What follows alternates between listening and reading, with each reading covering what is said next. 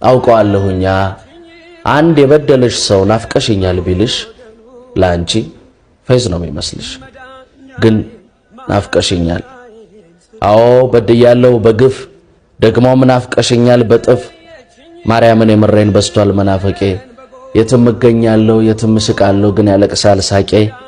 ብራመድ ባገሩ በከንፍ እንኳን ብበር ተከፍቶ አያለው ቆለፍኩት ያልኩት በር ቀኔ ከረቸምኩት ሌት በምን ከፈትኩት በሌሊትሽ መጣሁ ዓለሜን ስላጣው ከተላንት የባሰ እንደማጣሽ ሳስብ በደሌን አየሁት እጥፍ መውደድ ሲስብ